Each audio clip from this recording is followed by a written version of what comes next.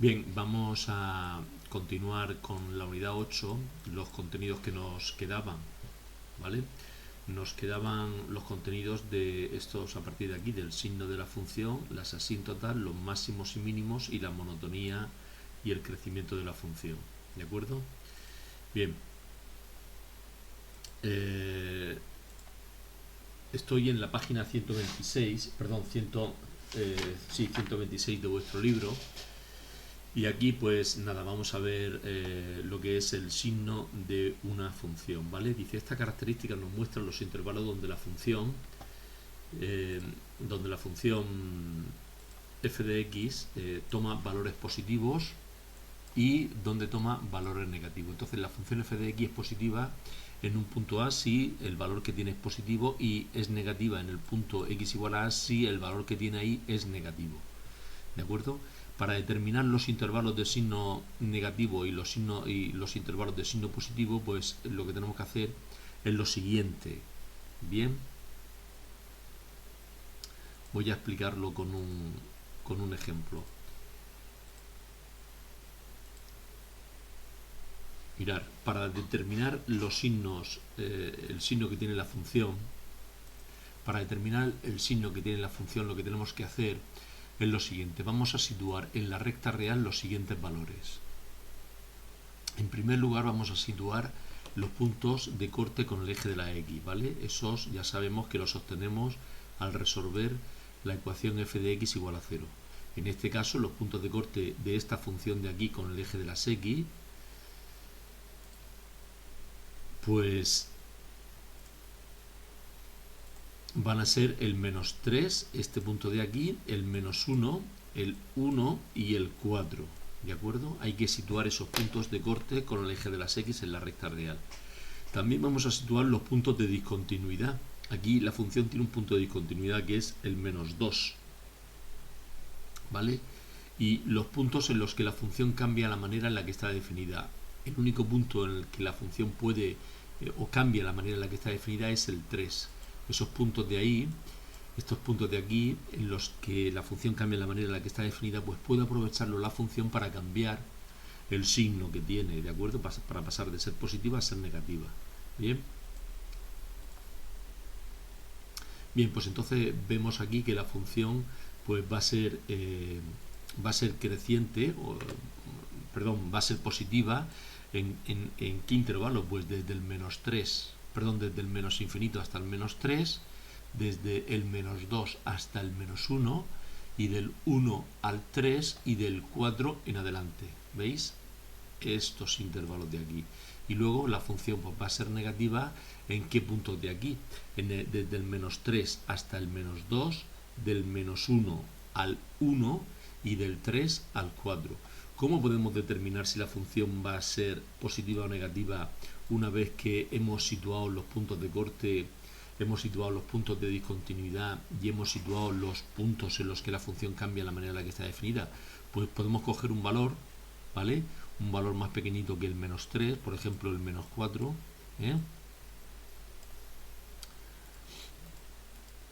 y entonces pues determinamos el valor que tiene. Cojo un valor más pequeñito que el menos 3, por ejemplo el menos 4, y determino el valor que tiene la función para este valor de aquí. ¿Que me da positivo? Pues la función se encuentra en la parte esta de aquí, ¿no? Es decir, desde el menos infinito hasta el menos 3, la función está por arriba. Cojo un valor que está entre el menos 3 y el menos 2, por ejemplo el menos 2,5, pues si la imagen me da que es negativa, como me la daría ahí en este caso, pues entonces desde el menos 3 hasta el menos 2 la función se va a encontrar en la parte de abajo. Y así pues con todos los valores, ¿de acuerdo? Bien. El siguiente apartado que vamos a ver, es el de las asíntotas que tiene la función, ¿de acuerdo? Bien. Las asíntotas son rectas en las que las asíntotas son rectas hacia las que se aproxima una rama infinita de la función, ¿de acuerdo? Entendiendo por rama infinita cualquier tramo continuo de la función de longitud infinita.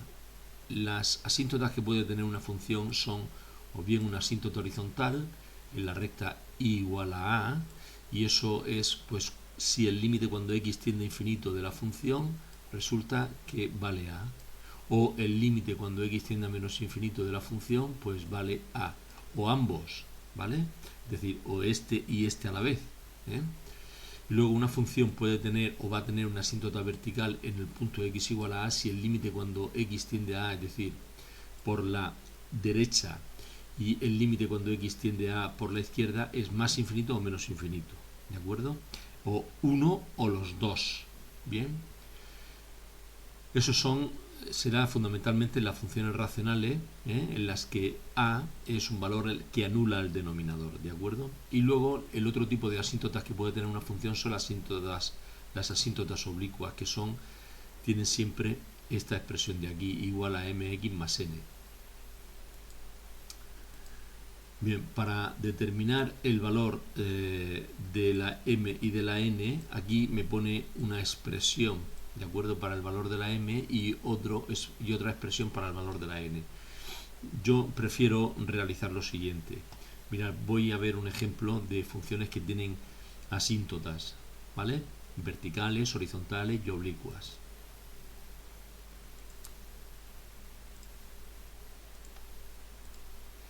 Mirad, esta función de aquí, que es una función racional, esta igual a x más 1 partido por x menos 2, pues presenta dos asíntotas. Una asíntota vertical, ¿eh? Una asíntota vertical en x igual a 2, ¿veis? Esta recta de aquí, ¿eh? Esta recta de aquí es una asíntota vertical. ¿Por qué? Porque cuando x tiende a 2 con valores más pequeñitos que el 2, es decir, al 2 por la izquierda, pues entonces la función lo que hace, las imágenes, pues tienden, ¿veis?, hacia menos infinito, ¿de acuerdo? Por eso la función, el límite cuando x tiende a 2 menos de esa función, pues sería menos infinito.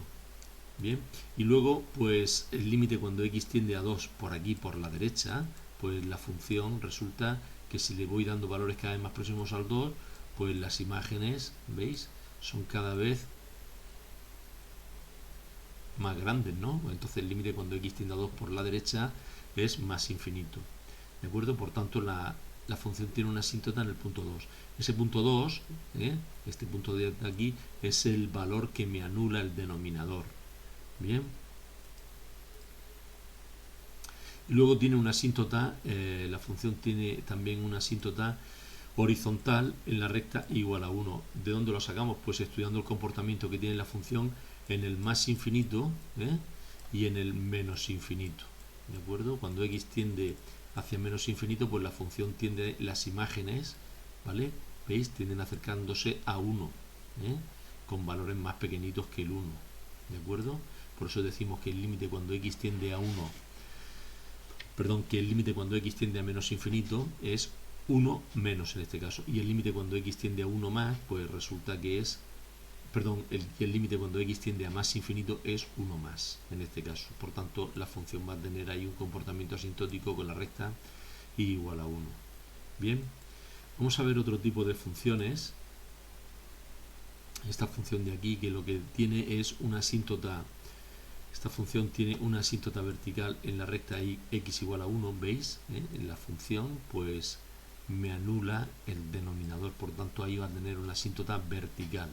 ¿En qué punto? En la x igual a 1, es decir, la asíntota va a ser la recta vertical x igual a 1, ¿no?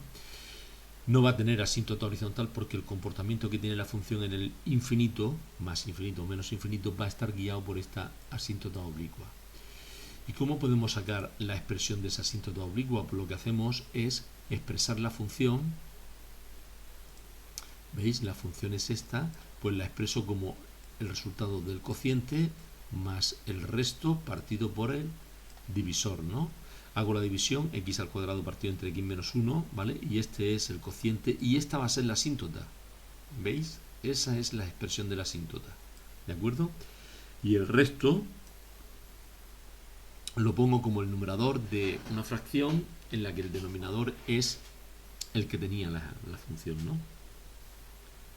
Bien,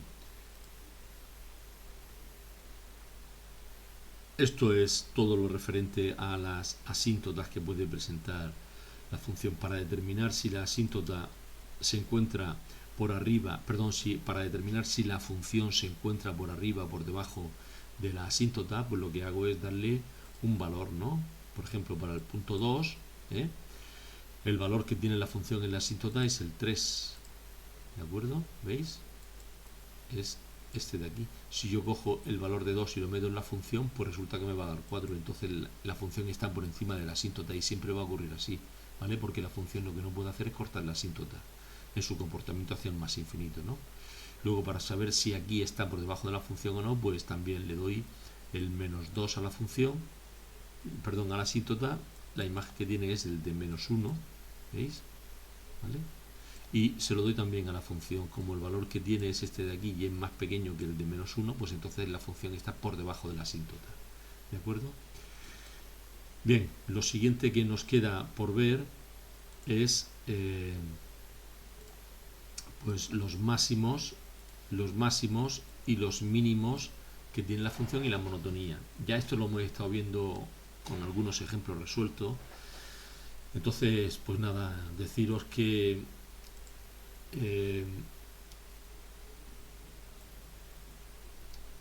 una función f de x tiene un máximo relativo en un punto A.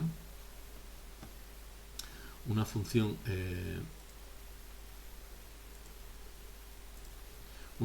f de x tiene un máximo relativo en este punto de ahí, si hay un entorno de él en el que cualquier valor que coja la función es más pequeño que el que tiene en el punto A, ¿de acuerdo? Por eso la función ahí en ese valor tiene un máximo, ¿no?